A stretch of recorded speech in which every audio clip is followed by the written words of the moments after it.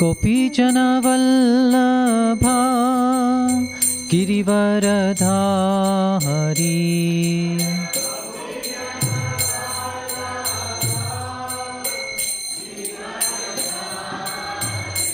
जय गोपीजनवल्लभा गिरिवरधारी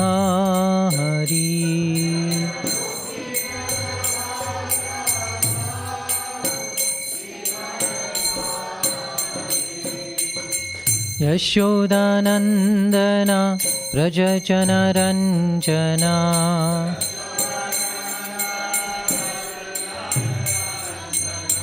यशोदानन्दना व्रजजनरञ्जना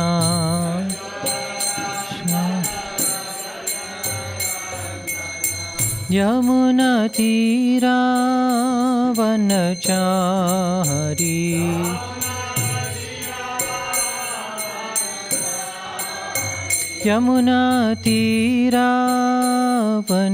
यमुनातीरावनचारी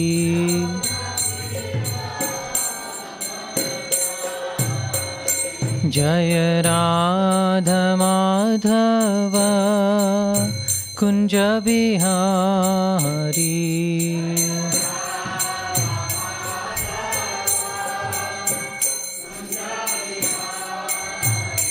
जय राधमाधव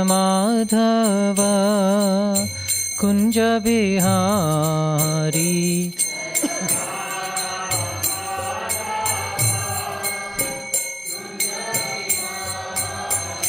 जय गोपीजनवल्लभा गिरिवरधारी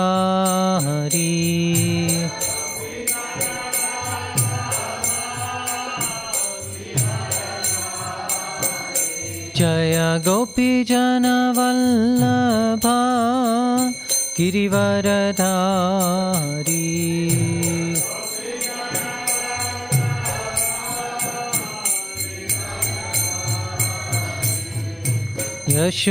यशोदानन्दना व्रजजनरञ्जना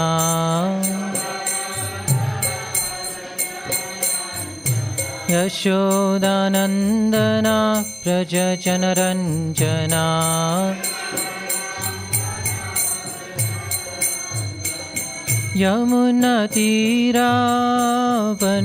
यमुनातीरावनचारी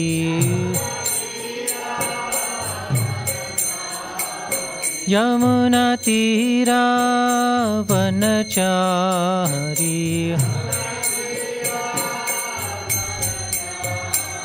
जय राधा माधव कुंज बिहारी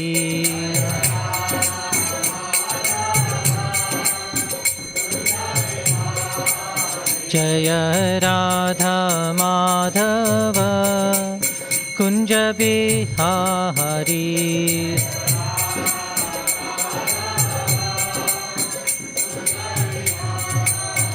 हरे कृष्णा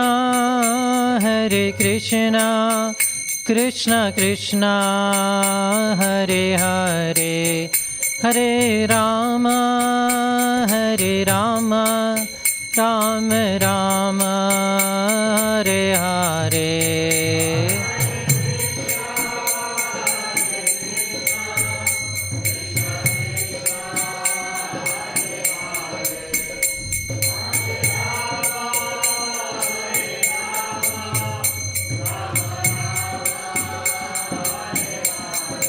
हरे कृष्णा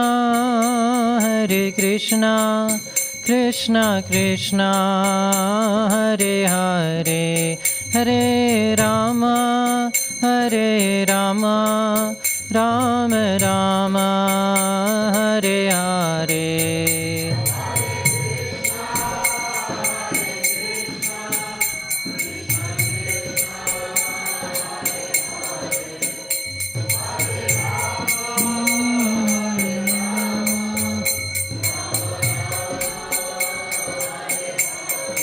जय प्रभुपदा जय प्रभुपदा जय प्रभुपदा जय Prabhupada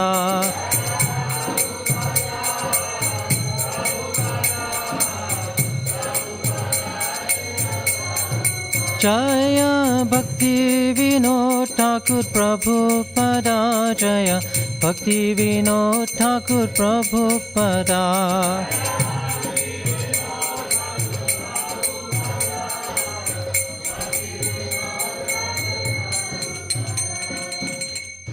Shri Radha Madhava ki, Shri Radha Gokulananda ki, Jai Vishnupad Paramhamsa Parivrajikacharya Ashtottara Sati Shri Śrimad. His Divine Grace, A.C. Bhaktivedanta Swami Srila Prabhupada ki, Ananta Koti Vaishnav Vrinda ki, Namacharya Srila Haridas Thakur ki, Prem se kaho Shri Krishna Chaitanya Prabhu Nityananda Shri Advaita Gadadhara Shri Vasadi Gaura Bhakta Vrinda ki, Shri Shri Radha Krishna Gopa Gopinath Shyama Kunda Radha Kunda Giri Govardhan ki, Shri Vrindavan Dham ki, Nayapur Navadvip Dham ki, Ganga Mai ki, Yamuna Mai ki, Bhakti Devi ki, Srimati Tulsi Maharani ki, Samaveta Bhakta Vrinda ki, Nitai Gaur Premanande. All glories to the assembled devotees, all glories to the assembled devotees, all glories to the assembled devotees, all glories to the lotus feet of Sri Guru and Sri Gauranga. Om Namo Bhagavate Vasudevaya. Om Namo Bhagavate Vasudevaya. Om Namo Bhagavate Vasudevaya.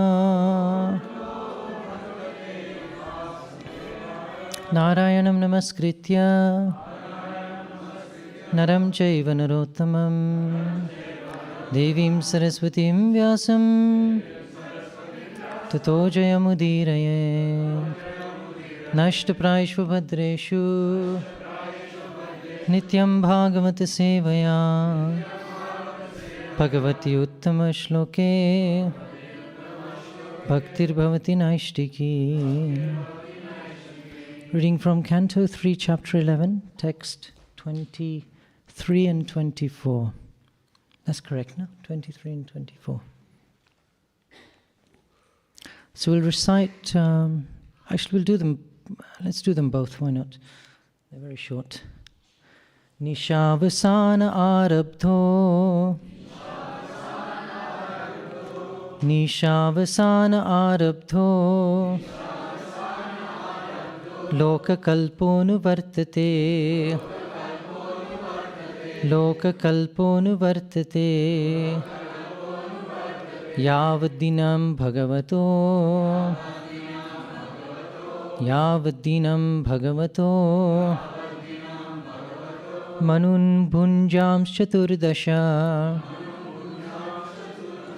Manun Bhunjam Chaturdasha Swam Samkala Manurbhunkte Sadhikam Yeka Saptatim Nishavasana Arabdho Lokakalponu Vartate Yavadinam Bhagavato Manun Bhunjam Chaturdasha Swam Swam Kalam Manurbhunkte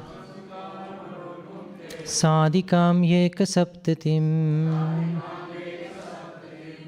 Nishavasana Arabdho Lokakalponu Vartate Yavadinam Bhagavato Manun Bhunjam Chaturdasha Swam Swam Kalam Manurbhunkte Sadhikam Yeka Saptatim. Prabhuji's.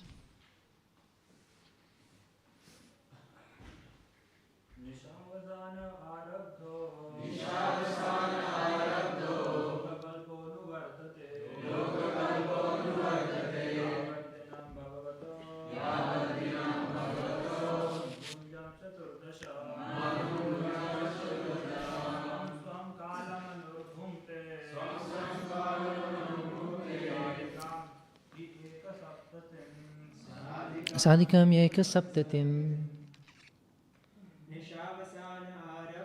Nishavasana Arabdho Lokakalponu Vartate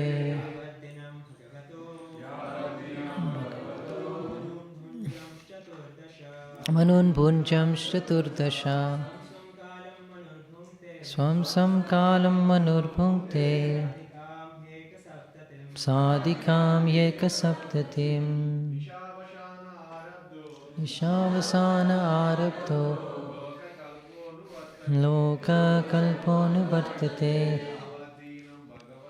Yavatinam Bhagavato Manun Bhunjam Chaturdasha Kalam Manum Bhukte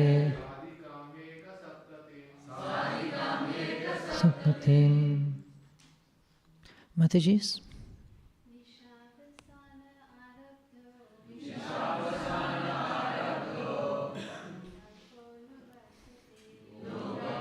Lokakalpa anuvartate Yavatinam Bhagavato Manun Bhunjam Chaturdasha Swam Samkalam Manur Punkte Sadikam Yeka Saptatim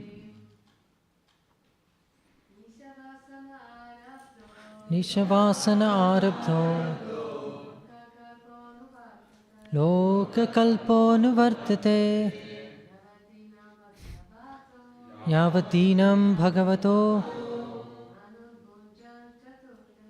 Manun Bhunjam Chaturdasha Swam Samkalam Manur Punkte Sadikam Yeka Saptatim. Nisha, night. Avasane, termination. Arabdha, beginning from. Lokakalpaha, further creation of the three worlds. Anuvartate, follows. Yavat, until. Dinam, the daytime. Bhagavataha, of the Lord Brahma. Manun, the Manus. Bhunjan, existing through. Chaturdasha, 14. Swam, own. Swam, accordingly. Kalam, duration of life. Manu, Manu. Bhunkte, enjoys. Sa adhikam, a little more than. He, certainly. Eka Saptatim, 71. Translation by His Divine Grace Srila Prabhupada. After the end of Brahma's night, the creation of the three worlds begins again in the daytime of Brahma, and they continue to exist through the life durations of 14 consecutive Manus, or fathers of mankind. Each and every Manu enjoys a life of a little more than 71 sets of 4 millenniums. Purport: at the end of each life of Manu, there are shorter dissolutions also. The duration of life of a Manu comprises 71 sets of 4 millenniums, as described in the Vishnu Purana. The duration of life of one Manu is about 852,000 years in the calculation of the demigods, or in the calculation of human beings, 306,720,000 years. Srila Prabhupada ki. Om Jnanatimirandasya Jnananjana Shalakaya Chakshurunmilitam Yena Tasmai Shri Gurave Namah Namo Om Vishnupadaya Krishna Krishnaya Srimate Radharani. So this is a very interesting chapter of the Bhagavatam. I like to describe this as the physics chapter. And just as in this material world, not everyone will be a physicist, not everyone will have that technical aptitude. So similarly, some of these points that are made here, discussed, raised, they may not be for everyone's palate. And this section, of course, comes upon the request of the speakers, Vidura Maitreya, to describe the lifetimes and lifestyle of those who live for more than a kalpa. Because the chapter began with a list of time divisions, right? Shortest times, Dimesha and other things, and then went on to bigger and bigger durations. And so there is an elaborate set of terminology in the Vedic system for time as well. And we know time is one of the subject matters of the Gita as well, right? Time, Kala. Kalosmi Bharatarshava. Time, I am the destroyer of the worlds, Krishna says. And time is that one factor that no one can negotiate with. No one can attempt to negotiate a better deal with. You can't make a deal with time. And so, as part of this description on time, we derive certain conclusions, which we then apply in our lives. Although the technicalities of time and how it operates and the way it's measured, and I believe some instruments were given also how you can measure with a danda and a piece of gold and a water pot and some of these things. The idea is for us to derive some lessons that can be used in our life. Now this entire description of time leads into the Manus. And the Manus are the fathers of mankind. Because in this description, in this verse today, the Manus are mentioned. So in one sense, the time description is there to bring us to this point. And this started in the second canto, when Parikshit Maharaj asked Shukadev Goswami, and the discussion took place, and Shukadev Goswami explained that there are 10 subject matters of the Bhāgavatam. Atra sargo visargascha sthanam poshanam uttayah manvantara isha anukatha nirodha muktirashrayah. Creation, subcreation, the pastimes of the Supreme Lord, atra sarga visargascha sthanam, the place we are, poshanam, the Lord's protection, uttaya, the creative impetus, and then manvantara isha anukatha. So now that we're in Canto 3, from Canto 3 practically till Canto 9, the pastimes of the Manus are described, but not so much the Manus specifically. The pastimes of Krishna and his incarnations within those periods of the Manus. That actually forms the subject matter of this entire middle section. And a great deal of time, several cantos, is dedicated to speaking about Swayambhuva Manu. Swayambhuva Manu, the first Manu. So now let's look at some of these numbers here.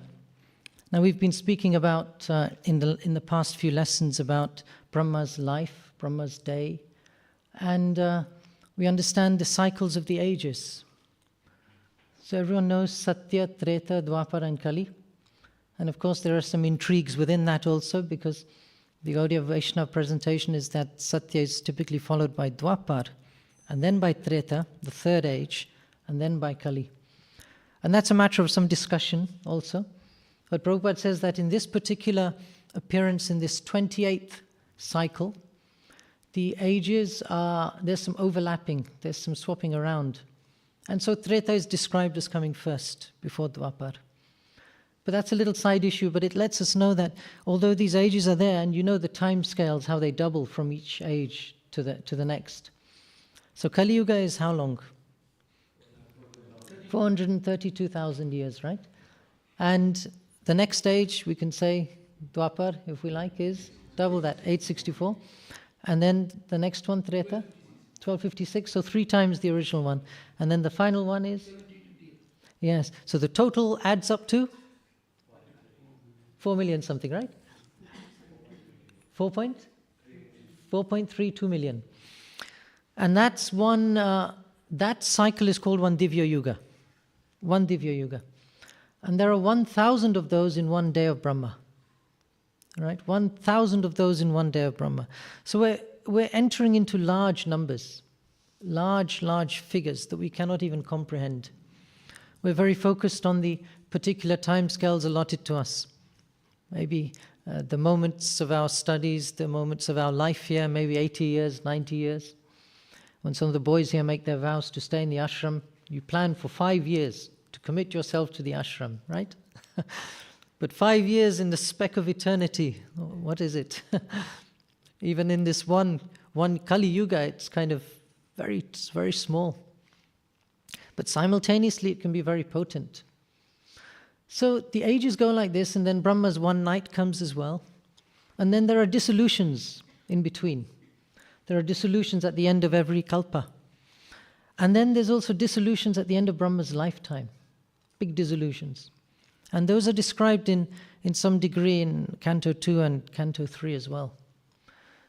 And there's a very important item for us to kind of consider here, because this world offers, and the system of the Lord's arrangement offers us many cycles of opportunity. Cycles of consciousness, conscious living, where the bodies are created by Brahma, manifested for us in different species according to our karma. And then there are periods of dissolution also, where we basically are lying dormant. And there's one description where the living entities all take shelter in Brahma at one particular point of dissolution, in the smaller dissolutions. And then in the larger ones, both Brahma and the living entities all take shelter in Lord Vishnu. Because ultimately Lord Vishnu is the supreme support, the supreme vessel for everyone. Nothing exists outside him. Nothing exists outside Krishna. The entire creation, everything rests upon him, in him. It's all part of him. So the question is that in our lifetimes, we have actually a long time ahead of us. We've got all these numbers that we keep speaking of, 311 trillion years, lifetime of Brahma, right? That kind of number is there. That's how long you have before you have a good rest for some time. And then you can start again. But the question is, what do you start again? What you start again is another journey in this material world. Now, we do this after every life anyway. When this particular life is finished, according to our karma, we will get a new dose, a new body, a new situation, a new house, a new family, a new religion, a new set of circumstances, opportunities, handicaps. We'll get all that next time.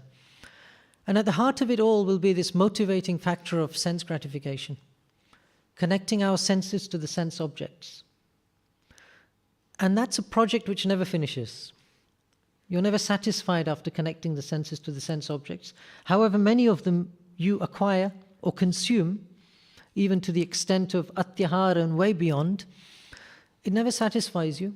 Therefore you get up the following day and think, what new sense gratification can I have now? Even if you may not vocalize it like that, that's what's going on in the mind. I have this activity to do, this job to do, this item to do, I'm going to make this tasty item, I'm going to go and have this, I'm going to buy this today. All of it centered around connecting my sense objects to, connecting sense objects to my senses. And then extending that to others around us. Not just my own, but then my dependents. My husband, my wife, my children, my friends, my society, my country, my work, all of that. As Prabhupada says, this is a program of personal and extended self-gratification, self-satisfaction or sense gratification. And so you can see that you will continue doing that for as long as you want. And 311 trillion years also if you want. All in one go with a few little breaks in between. Every time there's birth takes place, you get a little break in the womb.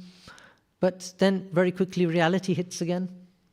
It's said if in the 5th canto, when the living entity is in the womb, he analyzes what's happened. He worships the Supreme Lord due to the pain of that situation and promises never to do it again. And then after the pain of being born, forgets all of that. And then another lifetime begins and continues. So we're given these descriptions because it helps us understand that this program of life that we're engaged in is not just this lifetime. All our plans, all our achievements, ambitions are largely chalked out, worked out according to the time scale we have here, according to whatever our guides, teachers, mentors have instructed us in life. You've got 70 years, you must achieve this, this, this, this. And we have a whole program. Some of us don't really have a program, we just kind of bumble around. We just kind of bumble through from one day to the next. That's quite common too. And then maybe during that program we come across maybe someone who gives us some potent instruction. And then we may follow it. But we may still forget that actually any instructions that only result in our temporary productivity for this lifetime, they cannot be considered to be complete. The ultimate instruction, the ultimate program, the ultimate plan has to take into account your future as well. and should be informed by your past, which you get from scripture. That lifetime after lifetime we've been rotating in this world from one species to another, from the tiny, tiny little insect up to the tiger, to the animal, to the demigod, even to the post of Lord Brahma. And none of it has satisfied us. So we should be using these descriptions to figure out what we should do in our life. And therefore the Manus are here. The Manus are here to help us make a life which is productive and useful for our long-term success. And so the Manus are considered, the word means probably where the word man comes from, but Manu means the father of mankind. And there are how many Manus we read just now? 14 Manus in one day of Brahma. And so a little maths is given here that, as I said, there are 1,000 Divya Yugas. And 14 Manus occupy that span. So if you divide that, you'll find there's just over 70. And that's what Prabhupada says in the purport here. Or it says in the translation, just a little more than 71 sets of 4 millenniums. Now the Manus, their job is to make sure or to try to encourage human society to move forward. Now why not the animals and all the others? Well, because they don't have the intelligence. They don't have intelligence and the ability to engage in worship or personal progress or to embark on the path of self-realization. So the Manus deal with items that can help humanity. And that could include obviously the heavenly planets, the higher residents too, the Gandharvas, the Kinnaras and others. Human-like, we can say. And so Manu comes, and often we hear this about this Manu Samhita, right? The codes of conduct for humanity, the guidebook by which we should live. Now in today's day and age, who knows that Manu Samhita, whether it's been preserved in an authentic manner? It hasn't been revealed to us by our acharyas so much, and over time these things all can decay and be lost. In fact, many, many scriptures, possibly you can say the vast majority, have largely disappeared. And we have some key ones left. But through the Manu Samhita, and through the system that Manu establishes and then maintains, humanity and people have a chance to progress in life, progress in a way that's uplifting for them. And so one of the items Manu does is, he's almost considered a bit like a Prajapati, but he has to make sure the Prajapatis are there, producing correct population. So in the very first episode, which comes later at the end of this chapter, Manu one day comes with Shatarupa, his wife, and brings his daughter Devahuti and offers her to the sage Kardama Muni, who is one of the Prajapatis. And that union then results in the work of Manu continuing. And that's a whole Leela in itself. Now in that Leela it's described that Manu is considered to be a bit like an emperor. He's considered to be an emperor Manu. So he's the father of mankind, and a king or an emperor has to set in place the foundations of society, has to put in place all the systems and structures needed for society to work. So Manu does that. And then during the period of the Manu, several other personalities appear. Each time the Manu changes, a new set of Saptarishis turns up, a new Indra turns up. We may not really think about this much, but that's described. A whole new set of management turns up. The top level is changed with every cycle of the Manus. That's described more in Cantos 8 and 9. And even the names of Indra in the various appearances of the Manus is given there. So Indra, we know, is a post. It's not an eternal occupation of a particular jiva. It's a post. So similar to that, the Saptarishis also are changed. And you can see there's a whole cosmic cycle by which people move through their karma. They can get to the post of Lord Brahma through their efforts. Right? And all these eternal persons that are manifested at the start of creation and are not directly created, right? They are the ones who are meant to keep in place society and its rules. As we know, society, rules and religion is created by the Lord. Dharmam tu sakshat bhagavat pranitam navai vidur rashyo napi devaha nasiddha mukhya sura manusya kuto nuvityadhar charanadaya swayambhu narada shambhu kumara kapilo manu prallado janako bhishmo balir vayasakir vayam. That these persons, 12 Mahajans, are considered the authorities on scripture because they have been placed in that position by the Lord. There's no question of manufactured religion. They are directly authorized to represent him, in the same way that Lord Chaitanya directly authorized the Goswamis to represent him and to write on his behalf. So we have all these personalities, and the universe is created and managed by the Manus in a very much an oversight manner, under the overall management of Lord Brahma. Right? Brahma creates, and then he's involved from time to time. He's involved when things kind of go wrong, and he has to go to the milk ocean and pray with the demigods for Krishna to come. And Brahma pops up continuously in the Leelas that are described. But we also know Lord Vishnu takes charge of maintenance. And he does that, one way he does that is by having devotees involved in key activities, like Kardama Muni.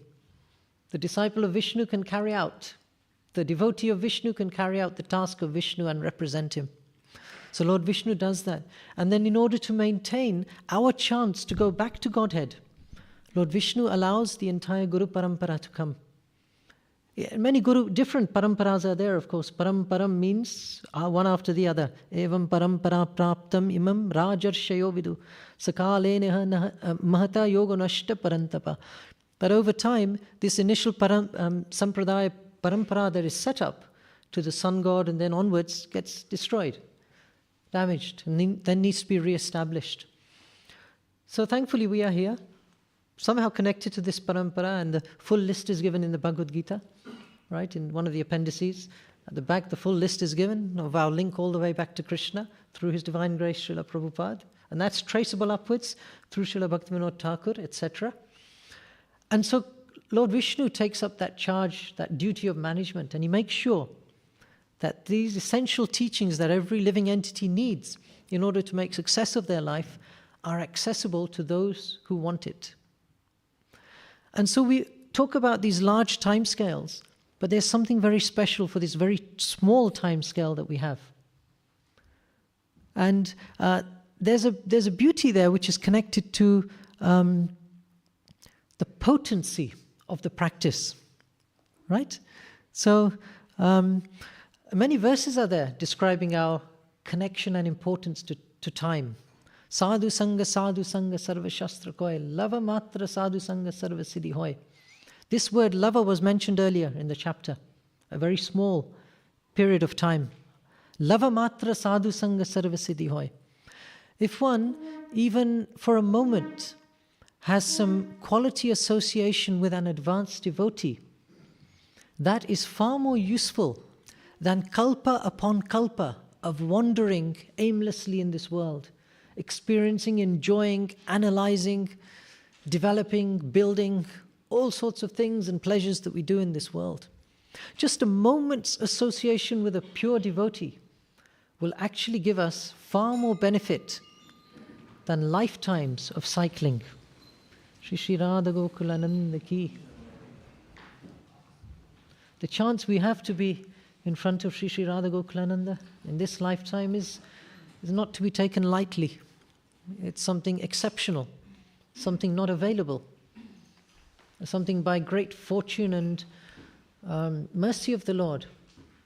Who knows, maybe we did, after many, many births, one who is in knowledge surrenders unto me, Krishna says in the Gita, right? Who knows if we came through that process, after many, many births, one who's in knowledge surrenders unto me.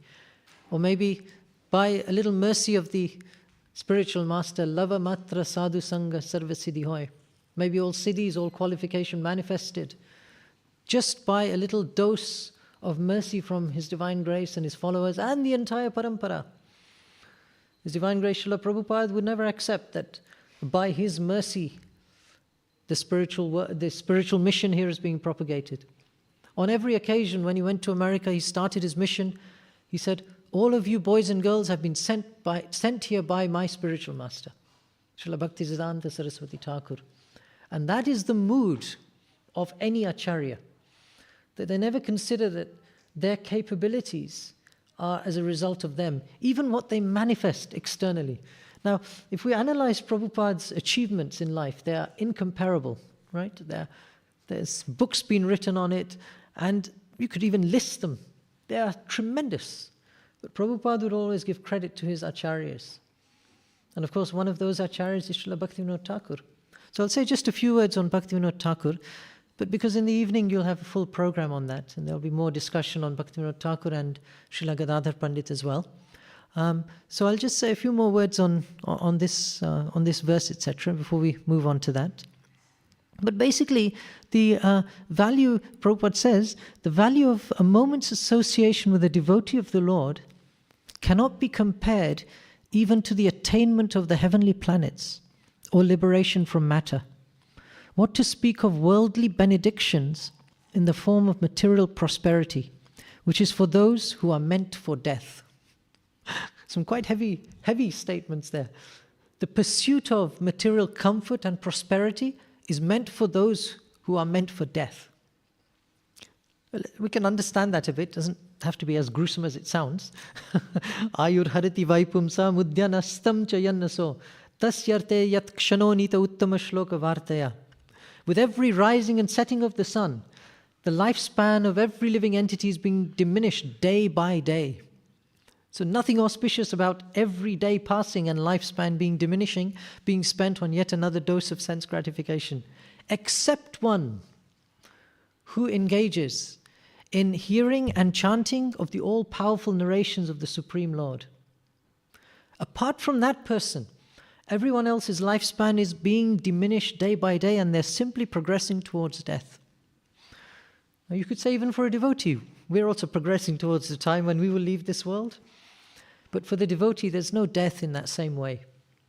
The devotee changes the body, and the devotee has full confidence that if they have to take another body in the material world, they will continue their devotional service and be situated at the lotus feet of the Guru, engaged at the lotus feet of Lord Krishna, engaged in service to Krishna at his lotus feet, and they will know that that is not a form of death. That is life.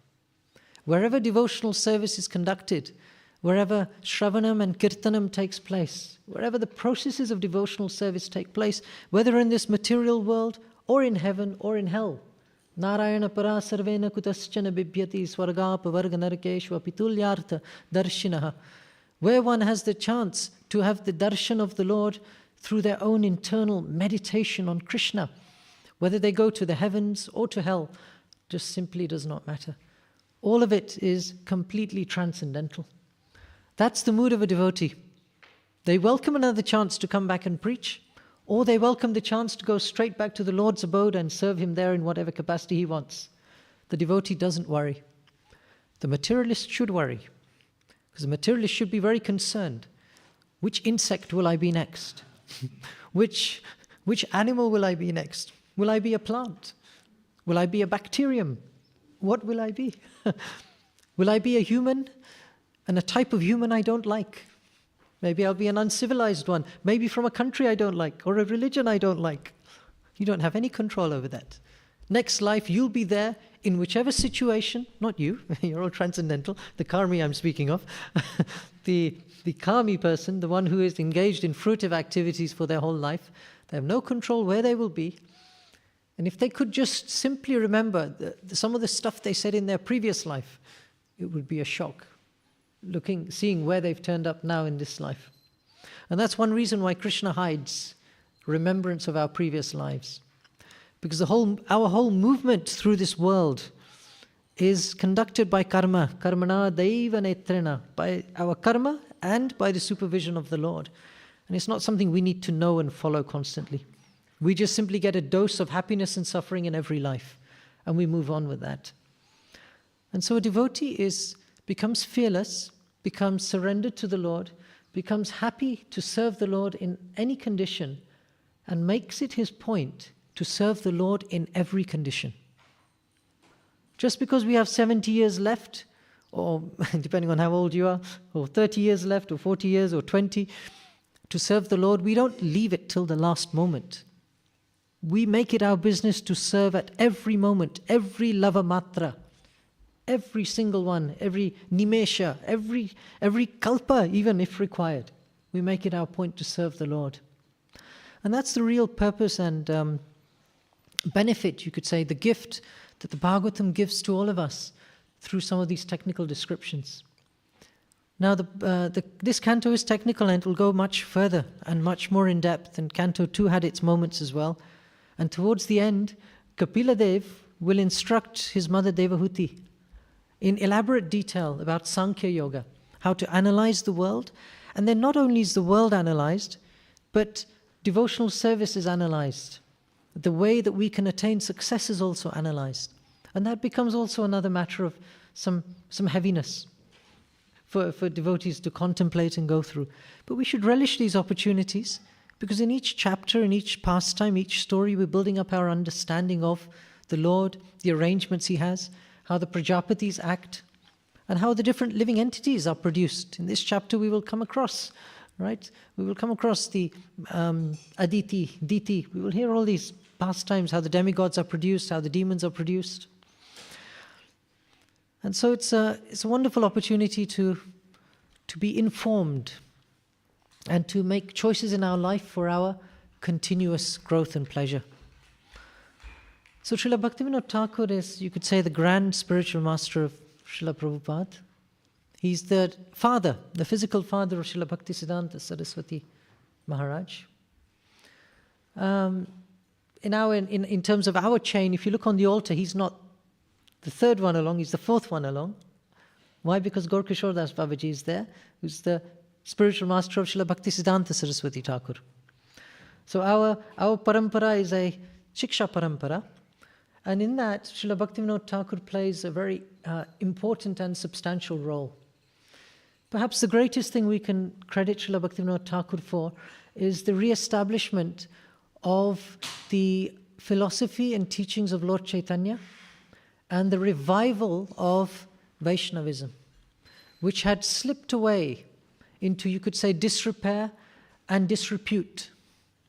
Vaishnavas had started to engage in nonsensical behavior, engaging in philosophical deviations, practical deviations, engaging in Sahajiya philosophy, and doing silly things with whole, especially in Bengal, whole groups of upper sampradayas had arisen, which there's lots, they're named in different places, and they would start gopi bhav societies, pretending to be gopis, and dancing around, putting on dresses, and then having illicit connections. And so the reputation of Vaishnavas, especially amongst those who were together, was very low. That typically the Vaishnavas, so-called Vaishnavas, were not really worthy of much respect. Srila Bhaktivinoda Thakur acted to correct all of that. And with strict loyalty to Krishna consciousness, the teachings of the Gita, the teachings of Shastra, he then attempted to, and very successfully did, strict application of spiritual principles. And we call him the grandfather of our preaching movement also, because he preached extensively. We know the story, his many accomplishments are there. He wrote many books, over 100 books, poems, songs. We sing many of those songs, right? Bhaktivinoda Thakur songs. They're very insightful. Those songs are like purports to the verses that we read. He did all of that, and something special he did also. We take the Chaitanya Charitamrita for granted. Prabhuji here has probably memorized most of the Chaitanya Charitamrita, right? the relish with which you recite the verses. But you just turn to the computer, to the Vedabase to get it, or just the physical book. Bhaktivinoda Thakur had no access to this book, Chaitanya Charitamrita. He undertook great research before he realized this book existed somewhere. And then he labored, and it took years before he finally got a copy of it from somewhere. This book is called the Bengali Sweet, right? The original Bengali Sweet. You may like your rasgullas, your gulab jamuns, but the Chaitanya Charitamrita is the real Bengali Sweet.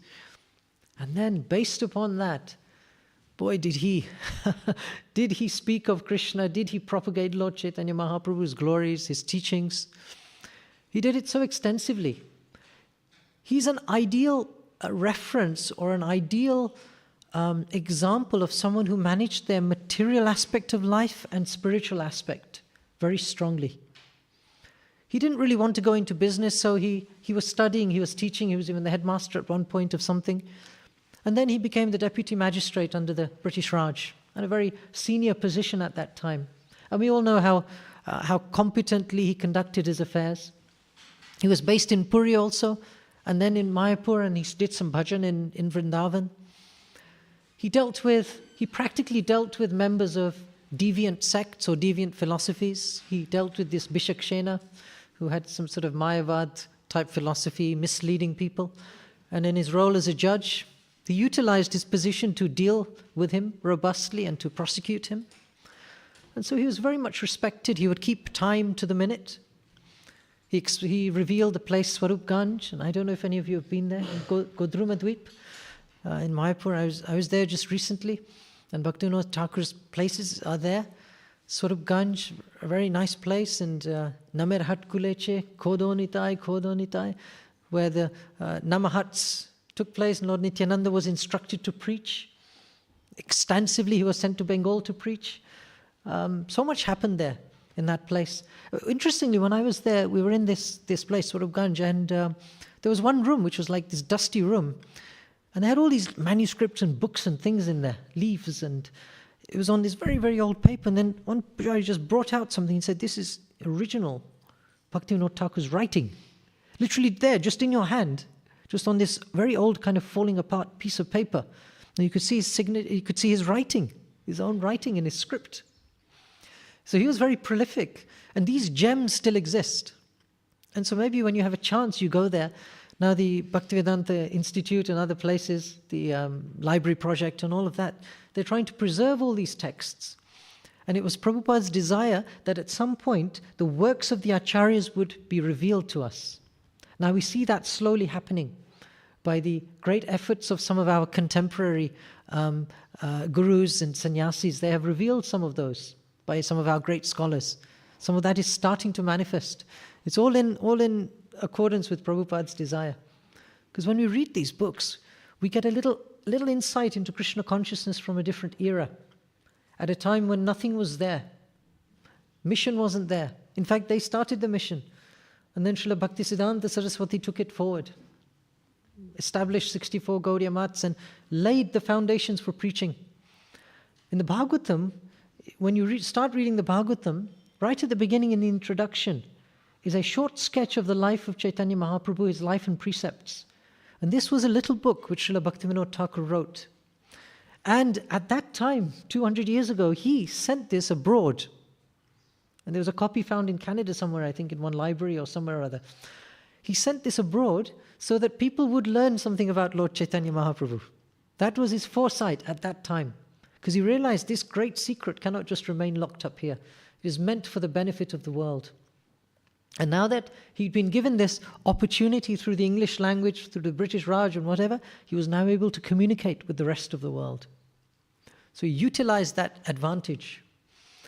And so, I mean, his glories are extensive. And of course, he had Srila Bhaktisiddhanta Saraswati Thakur, his son, the ray of Vishnu, who then propagated the mission further. So in all aspects, his life was successful. Very successful. Not necessarily peaceful or trouble-free. He suffered a lot in different ways. Even in the prosecution of his services, he had to suffer. When he was dealing with Bishakshena, he struggled. And Jai Krishna knows he does that drama many times with great enthusiasm, and you really get into it. Are you planning to do that today? I don't know. But oh, okay. But that particularly is touching. You know, you see how this great personality was so powerful. And he had cursed Bhaktivinoda Thakur and his wife and everyone to become ill. And they suffered until that siddhi was removed by Srila Bhaktivinoda Thakur. So he was very special, very considerate, and we owe a great deal to him. Srila Bhaktivinoda Thakur ki. Now, actually, it's also the disappearance of Srila Gadadhar Pandit. And I won't speak so much on Gadadhar Pandit, but he's there in the Panchatattva, just behind the picture. And he was very, very close to Lord Chaitanya, always treated him with great subservience and respect from an early childhood age. And he would always be interacting with him. And Nimai always used to frustrate him during his logician days, because Nimai would speak all this logic, argue Mayavad philosophy. He would take something devotional, twist it round and produce a Mayavad conclusion from it. And then he would harass different people with his philosophical intrigues. And Gadadhar Pandit would be, tearing out his head, Nimai, come on, just speak bhakti, just speak pure devotional service. Why all this? This was their pastime. But then when Lord Chaitanya came back from Gaya, after the tremendous transformation he received, he'd gone to Gaya to do Pinda for his father. And then he came back, and at that time the meeting with the Ishvarapuri and all of that took place, and he came back completely transformed. And Gadadhar Pandit met him during that first meeting, and he was overstruck with the transformation. For here was Nimai, the argumentative, logical person who wound up everyone. And now here he was only singing and dancing and chanting the holy names of the Lord. A magical transformation. And Gadadhar Pandit loyally stuck to his service. He took Kshetra Sannyas, decided to stay in Puri because that's where Lord Chaitanya was. And then when Lord Chaitanya decided to go off to Vrindavan, Gadadhar Pandit started to follow him. And then there was a whole drama with that. And Lord Chaitanya then told him, look, you've taken a vow, Kshetra Sannyas, you can't come with me. And Gadadhar Pandit said, to hell with my Kshetra Sannyas. Wherever you are, that is the Kshetra, and that is where I should be. Anyway, Lord Chaitanya's trip wasn't successful either on that particular occasion, and he attributed it to the fact that Gadadhar Pandit was upset. So you see, these are little pastimes. There's lots of pastimes connected to Gadadhar Pandit. But Lord Chaitanya would daily, while he was in Puri, hear from Gadadhar Pandit the Śrimad Bhāgavatam. Now, that's an endorsement, right? The Lord is going to Gadadhar Pandit on a daily basis to hear the Śrimad Bhāgavatam. And what more can we say? The ultimate reciter, Lord Chaitanya, was so strict in who he would listen to philosophy from, who he would hear from. And so that itself is a major endorsement. And then Gadadhar Pandit stayed for many years in this Tota Gopinath place, Yameshwar Tota, that garden is there in Puri. And the deity is there. And it said Lord Chaitanya disappeared, left his world by disappearing into that deity. And then Gadadhar Pandit continued worshipping. But after Lord Chaitanya left, he had no further desire. He paled, basically. He just didn't have a reason to live. And then the deity sat down, right, to facilitate the service of Gadadhar Pandit when he started to get a little unable to do the service. And then Gadadhar Pandit also disappeared not so long after. He could not imagine a world existence without Lord Chaitanya. We understand Gadadhar Pandit to be the manifestation of the Ladini potency of the Lord. In some places it says like a shadow expansion of Srimati Radharani. In other places, Radharani herself. It's interesting. But from his behavior, he demonstrated how he was perfectly situated and capable of satisfying Krishna in that particular form.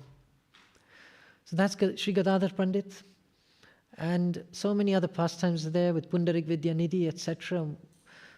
We can simply offer our respects to Lord Chaitanya. Thank you for all your associates being present in this Leela. Panchatattvatmakam Krishnam Bhakta Rupa Swarupakam Bhakta Avataram Bhakta Akhyam Namami Bhakta Shaktikam. Thank you for bringing all of them. Thank you for giving us the chance to have their association, the association of all our acharyas. We can spend a day in blissful contemplation on their glories. Thank you. I'll stop there. Any questions?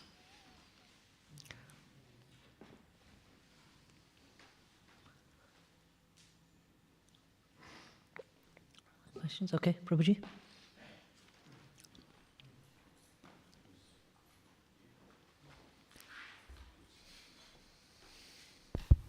Hare Krishna, thank you for the class, Navadvip Chandrabu. My question is about when the yugas were swapped around, Treta Yuga and Dwapara Yuga.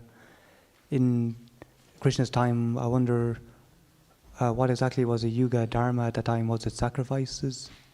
Or Yes.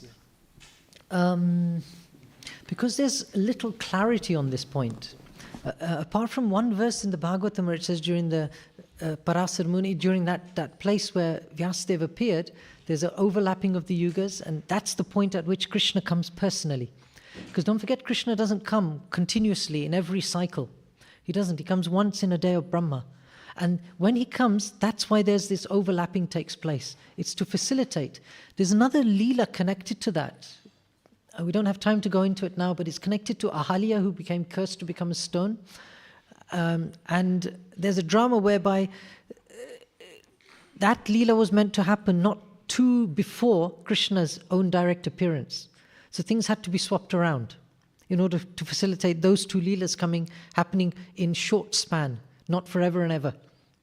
So those are the things. As to the deity worship, the descriptions, practically everywhere else, the normal sequence is described as Satya, Treta, Dwapara and Kali.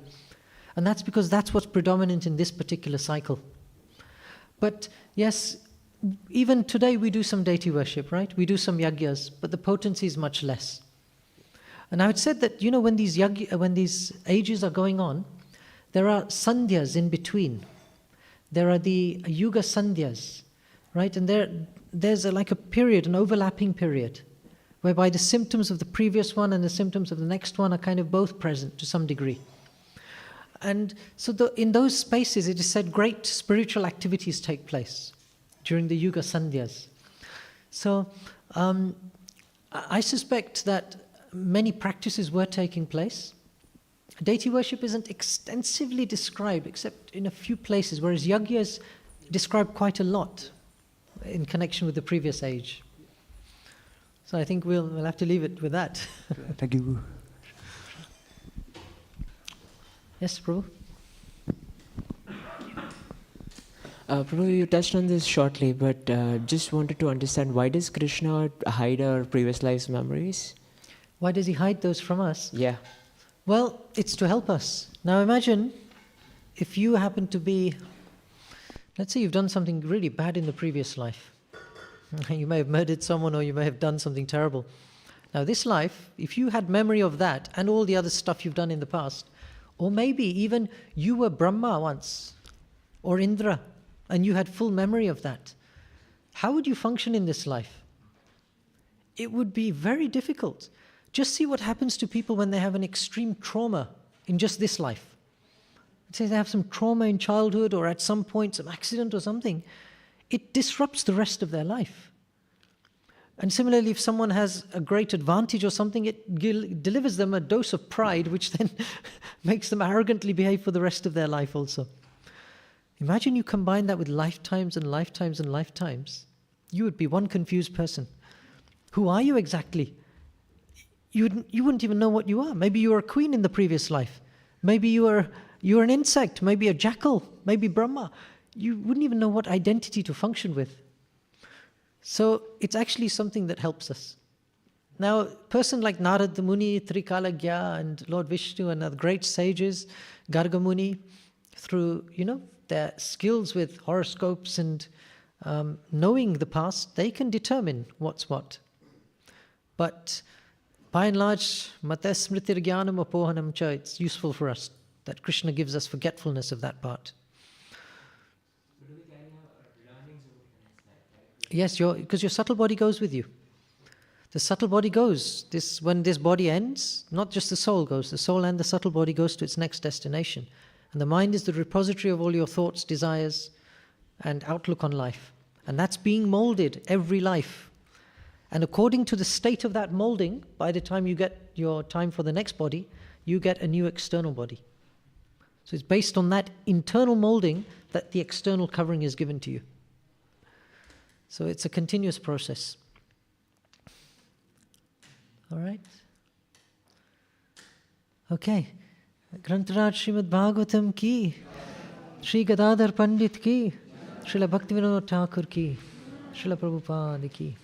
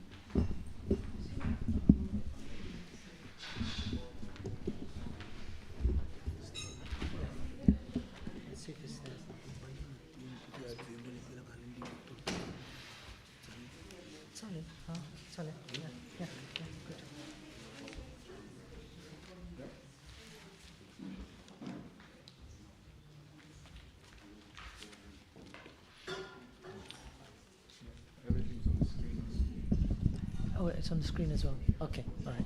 Can you do this? Can you just help with this? Just. Okay, so as we do the Pushpanjali to Srila Bhaktivinoda Thakur, we'll recite a set of prayers first, and then hopefully during that time some petals will come around. They're there also. Okay, good. I'm just going to make sure we know exactly how far to go. Okay, right. So you can just repeat after me. Om Jnana Timirandasya Jnananjana Shalakaya Chakshurun Militam Yena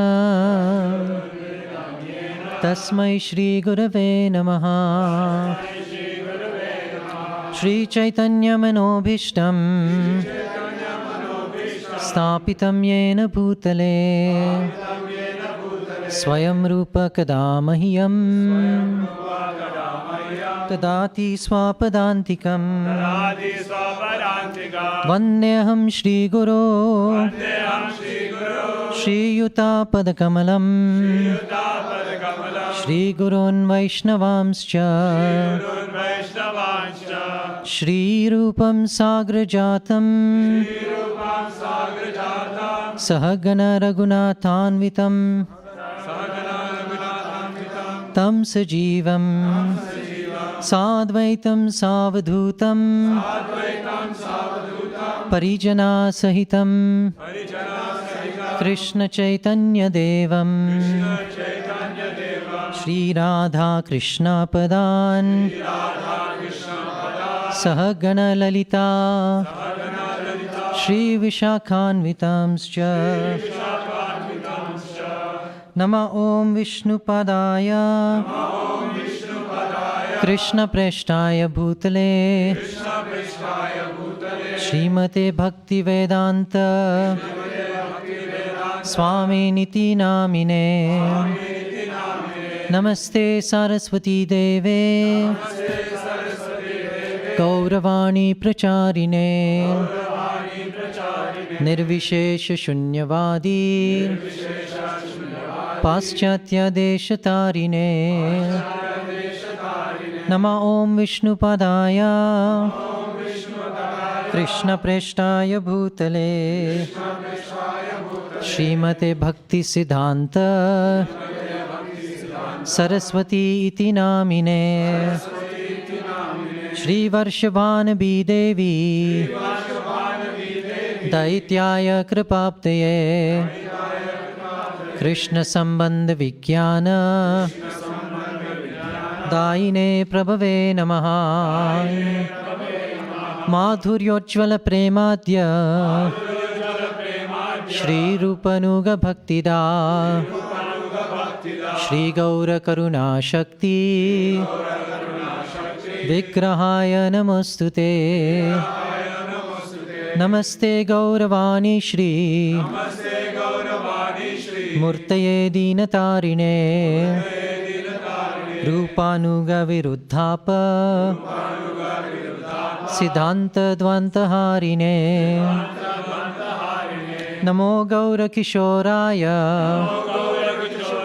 Sakshad Vairagya Murtaye Vipralambara Sambode Padambhojayate Namaha Namo Bhakti Vinodaya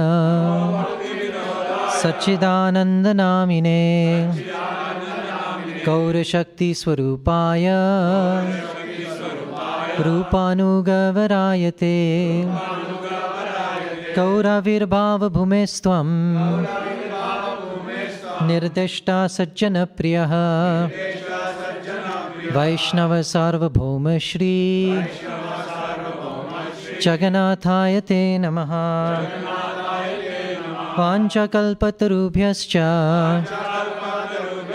कृपासिन्धुभ्य एव च पतितानां पावनेभ्यो वैष्णवेभ्यो नमो नमः। नमो महावदन्याय कृष्णप्रेमप्रदायते कृष्णाय कृष्णचैतन्य नामिने गौरत्विषे नमः। पञ्चतत्त्वात्मकं कृष्णं भक्तरूपस्वरूपकं भक्तावतारं भक्ताख्यं नमामि भक्तशक्तिकम्। हे कृष्णा करुणा सिन्धो दीनबन्धो जगत्पते गोपेश गोपिका Kant Radhakant नमोऽस्तुते। जयतां सुरतो पङ्गोर्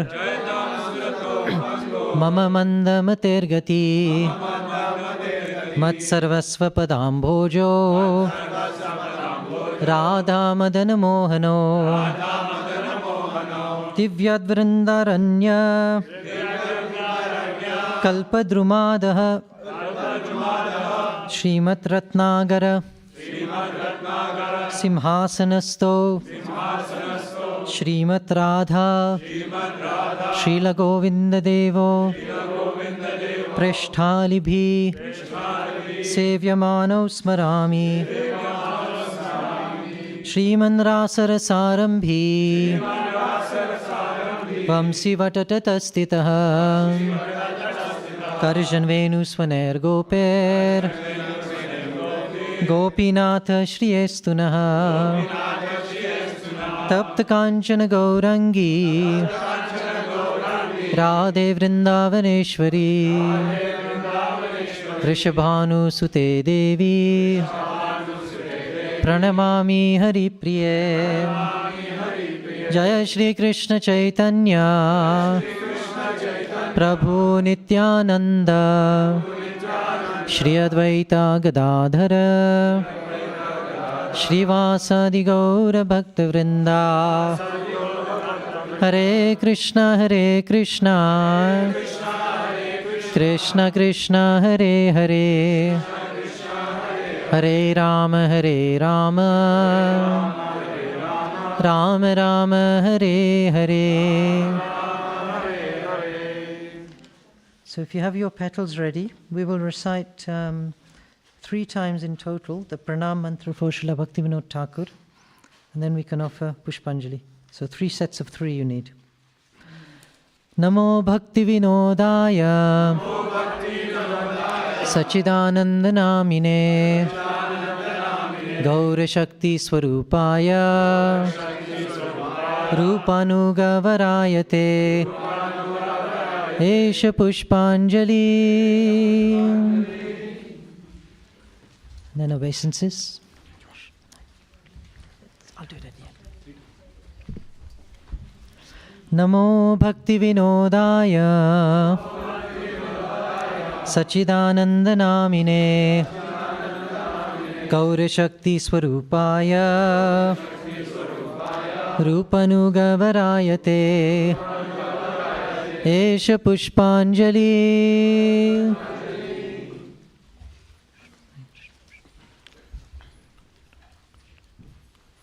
Jai.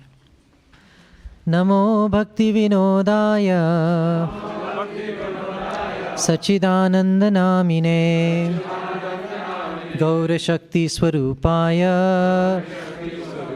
Rupanugavarayate Esha Pushpanjali.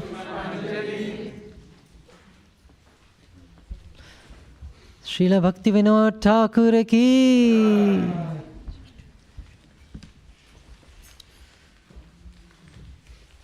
Guru Puja next. Jaya Vaishnav Thakur, Vaishnav Thakur, Vaishnav Thakur, Jaya Vaishnav Thakur. Jaya Vaishnav Thakur, Vaishnav Thakur, Jaya Guru Deva, Guru Deva, Guru Deva, Jaya Guru Deva.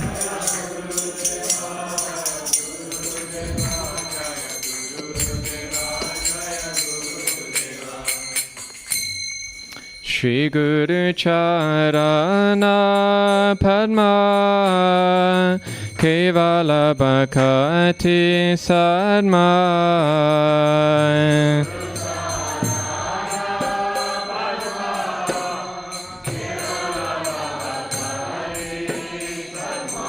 Shri Guru Charana Padma Kevala Bhakati Sadma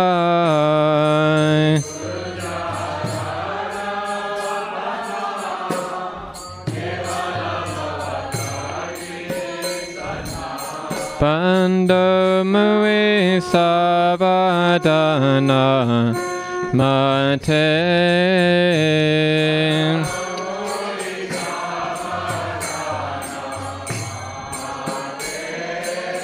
Bando Mui Savadana Mate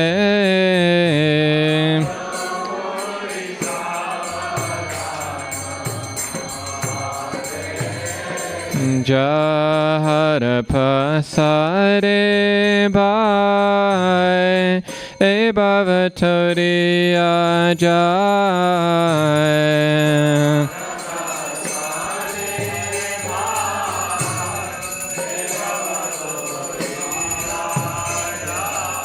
Jahara Pasare Bhai Hey Bhavatori Ajay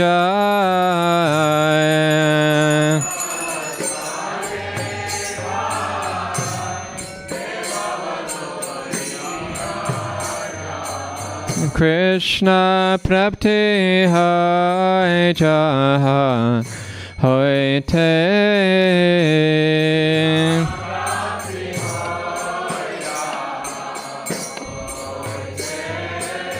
Krishna Prapti Hai Jaha Hoite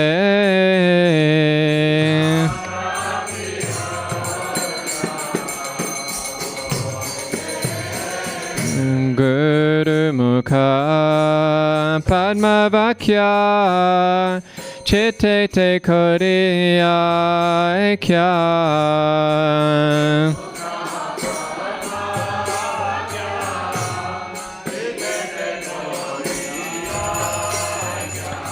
Guru Mukha Padma Vakya Chitte Te Koriya Kya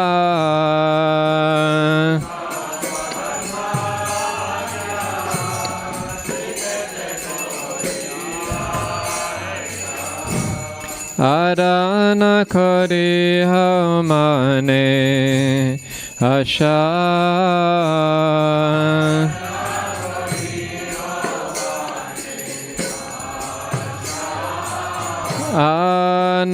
Anakari Hamane Asha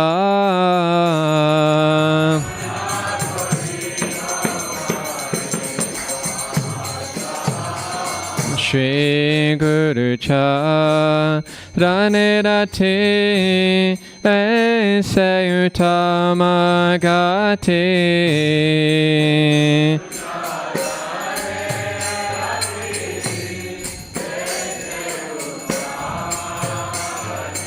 Shri Guru Charane Rati Aise Utama Gati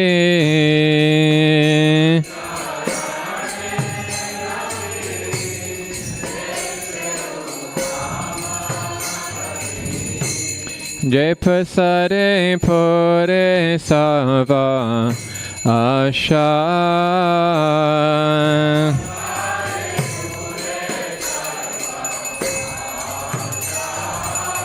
Jai Pasare Pore Sava Asha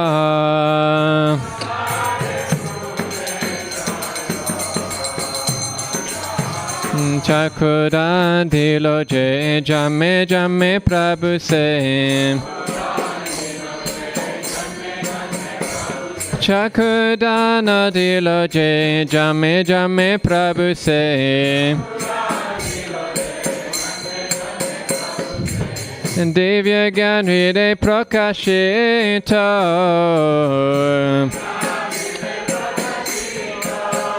Divya Gyan Hriday Prakashita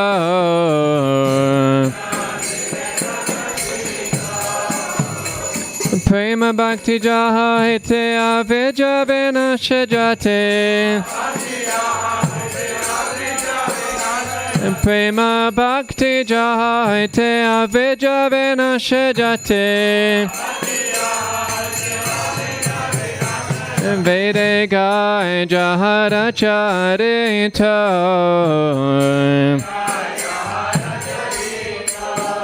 Vede Gai Jahara Charita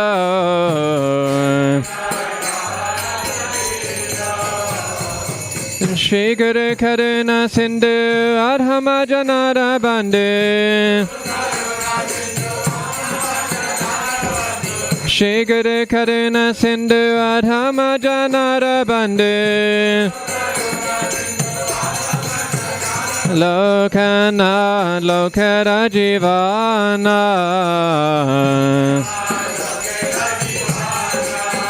Lokana Lokara Jivana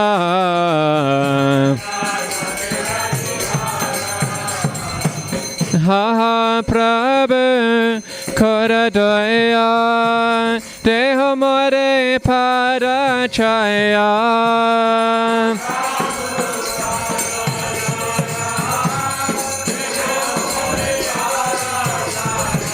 Ha ha Prabhu Koradoya Deho More Parachaya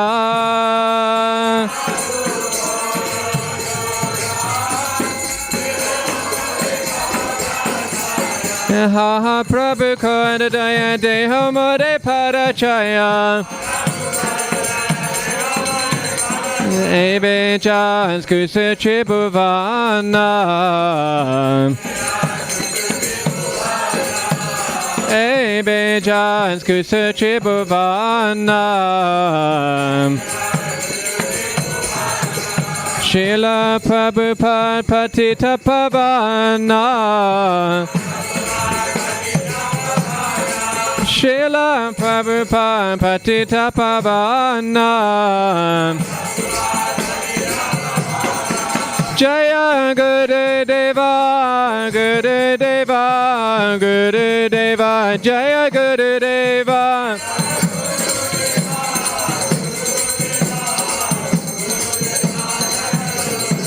Jaya Vaishnav Thakur Vaishnav Thakur Vaishnav Thakur Jai Vaishnav Thakur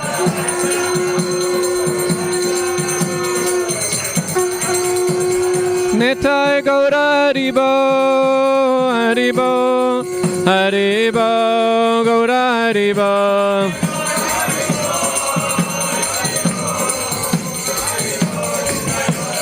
Hare Krishna Krishna Krishna Hare Hare Hare Ram Ram Ram Hare Hare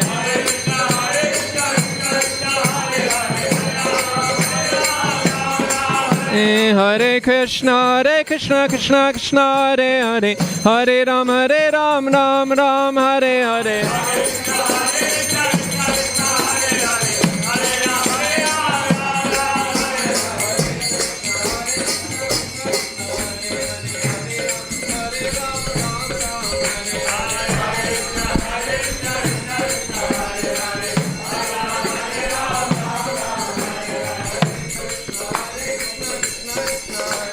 Hare Hare Ram, Ram Ram, Hare Hare.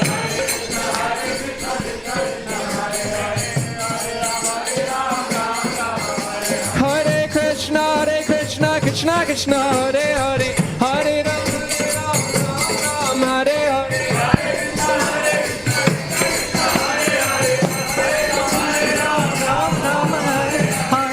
Hare Krishna, Krishna Krishna, Hare Hare, Hare Ram, Ram Ram, Hare Hare.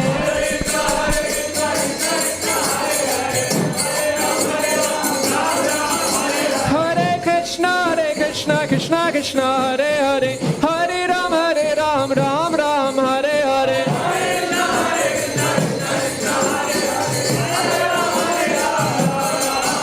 Hare Krishna, Hare Hare, Hare Ram, Ram Ram, Hare Hare.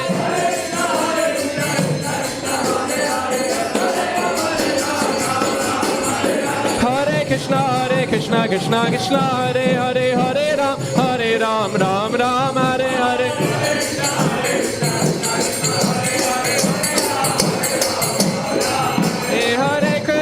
Hare Krishna, Krishna Krishna, Hare Hare, Hare Ram, Ram Ram, Hare Hare.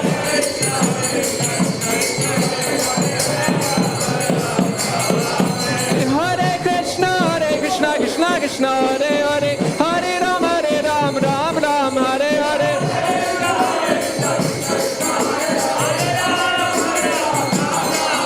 Hare Krishna, Krishna Krishna, Hare Hare, Hare Ram, Ram Ram, Hare Hare.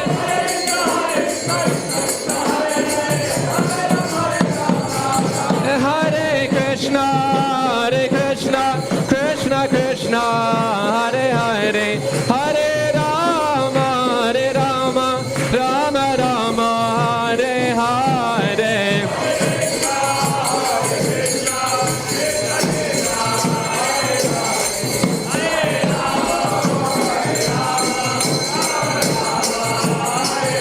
Jaya Radha Gokulananda, Radha Gokulananda, Radha Gokulananda, Shri Radhe.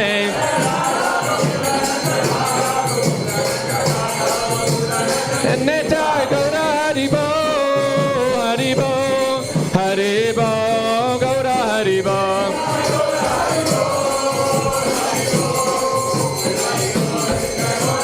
Neta Gaura Haribo, Haribo, Haribo, Gaura Haribo.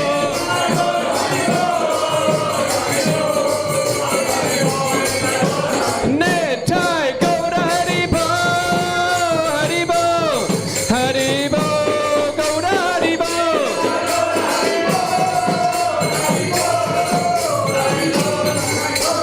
Neta Gaura Haribo, Haribo, Haribo, Gaura Haribo.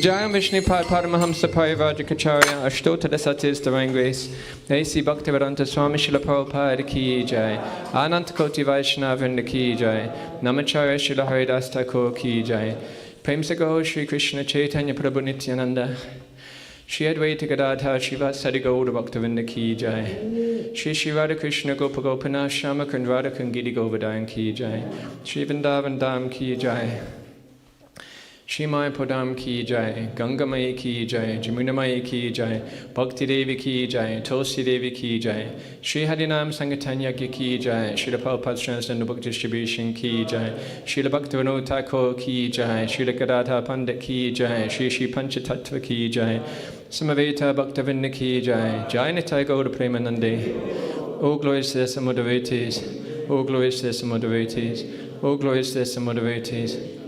All glories to Shri Shri Guru and Shri Gauranga. All glories to Lotus Feet to Srila Prabhupada.